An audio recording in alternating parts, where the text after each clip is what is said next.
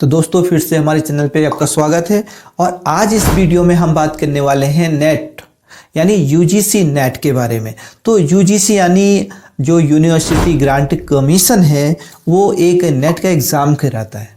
उसमें इंफॉर्मेशन ये है कि जो नेट का एग्ज़ाम है इस बार 83 सब्जेक्ट पे सिलेबस चेंज होने वाले हैं। ओके जैसे कि हमें पता है कि नेट का एग्ज़ाम पर ईयर 2 बार होता है, एक जून में होता है, एक दिसंबर में होता है। ठीक है, तो अभी जो दिसंबर वाला एग्ज़ाम होगा उसमें तो कोई भी सिलेबस में चेंजेस देखने को नहीं मिलेंगे, लेकिन इसके बाद जो जून आएगा जो 2024 में जून में एग्ज़ाम होगा नेट यूजीसी का, तो उस वक्त आपको सिलेबस में चेंजेस नज़र आएंगे।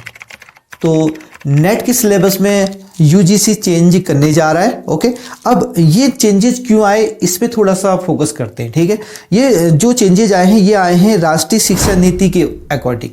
जो नई एक राष्ट्रीय शिक्षा नीति आई थी ना, उसके अकॉर्डिंग ये सिलेबस को चेंजेस में किया जा रहा है। ठीक है, अब इससे पहले जो चेंजेस हुए थे ना सिलेबस में वो होते 2017 में, तो 2017 के बाद ही अभी चेंज आ रहे हैं। ठीक है, यानी 6 साल के बाद चेंज हो रहा है, फिर से सिलेबस यूजीसी कर रहा है। अब बात उठती है कि ये नेट का एग्ज़ाम होता क्या है सर। जो फ्रेशर हैं जिनको पता नहीं, तो उनके लिए ये बता दें कि जैसे कि आप बीएससी कर लेते हैं, बैचलर डिग्री कर लेते हैं यानी, और उसके बाद मास्टर डिग्री करते हैं, एमए करते हैं, एमएससी करते हैं, एमकॉम करते हैं, उसके बाद आप एक नेट का एग्ज़ाम देते हैं, एनईटी नेट की फुल फॉर्म है नेशनल एलिजिबिलिटी टेस्ट। अभी नेट का एग्ज़ाम इसलिए होता है कि आप प्रोफेसर बन सके कॉलेज में, यानी कॉलेज में आप कोई सब्जेक्ट पढ़ाएं और आप उसी सब्जेक्ट को कॉलेज में पढ़ाएंगे जिसका आप मास्टर होंगे, यानी मास्टर डिग्री जिसके पास होगी। अगर एमएससी आप मैथ्स से हैं तो आप प्रोफेसर मैथ्स के बनेंगे, अगर आप एमए हिंदी से हैं तो आप हिंदी के प्रोफेसर बनेंगे। तो आपका मास्टर डिग्री कंप्लीट होने के बाद, यानी एमए कंप्लीट होने के बाद, एमएससी कंप्लीट होने के बाद, तो आप नेट का एग्ज़ाम देंगे। ओके, तो नेट का एग्ज़ाम देने के बाद अगर आपका नेट क्लियर हो जाता है तो ही आप असिस्टेंट प्रोफेसर के लिए एलिजिबल होते हैं, अदरवाइज आप कॉलेज में प्रोफेसर कभी नहीं बन सकते। तो नेट का एग्जाम क्यों होता है, आपको पता चल गया होगा कि नेट का एग्जाम इसलिए होता है कि आप एक कॉलेज में अपना कोई भी फेवरेट सब्जेक्ट पढ़ा सकें। कॉलेज में बड़े बच्चों को, बैचलर डिग्री वालों को, मास्टर डिग्री वालों को, इन बड़े बड़े बच्चों को पढ़ा सकें।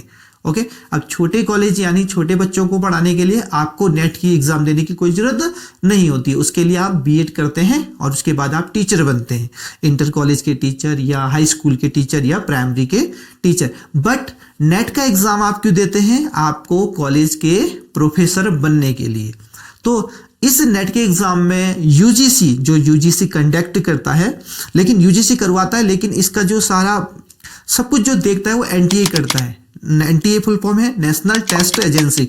एनटीए इसको सब कुछ करवाता है। ठीक है, जो भी पेपर है, पेपर देना, कंडक्ट करवाना, मतलब वो कौन करता है, ये एनटीए करता है। ठीक है, तो इस बार यूजीसी ने क्या किया कि नेट के सिलेबस में चेंज किए हैं। वो भी सब्जेक्ट कितने, 83 सब्जेक्ट जो होंगे ना उनके सिलेबस में चेंजेस देखने को मिलेंगे, और जो बाकी वाले हैं उनमें नहीं देखने को मिलेंगे। अब 83 वाले में आपका सब्जेक्ट आता है या नहीं आता है वो देखने की बात होगी। और जल्दी ही यूजीसी की जो वेबसाइट है उसमें ये सारी जो एक्सप्लेनेशन है या जो भी चेंजेस हैं वो अपलोड किया जाएगा। ओके, वहां से आप डाउनलोड कर सकते हैं। तो इसलिए यूजीसी की जो वेबसाइट है टाइम टू टाइम क्या करें, उस पर अपडेट रहें। ओके, तो अब आपको पता चल गया होगा कि नेट क्या होता है और नेट में नेट कैसे क्लियर करते हैं, और नेट होने के बाद आप कहाँ जाते हैं, किसके लिए एलिजिबल होते हैं। तो आप प्रोफेसर बन जाएंगे अगर आपका नेट क्लियर हो गया तो नेट के सिलेबस में इस बार चेंजेज होने जा रहे थे। वही इंफॉर्मेशन देने के लिए इस वीडियो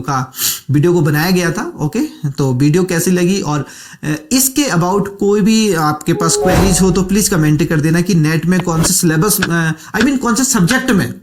कौन से सब्जेक्ट में चेंजेस आ रहे हैं या नहीं आ रहे हैं, आप हमें बताइएगा। और नेक्स्ट वीडियो में उस पर भी ला सकता हूं कि कौन से सब्जेक्ट में चेंज हो रहा है और कौन से सब्जेक्ट में चेंज नहीं हो रहा है। ओके, तो प्लीज कमेंट कर देना अगर कोई भी क्वेरीज हो तो। ओके, तो मिलता हूं नेक्स्ट वीडियो में, तब तक के लिए जय हिंद, जय भारत।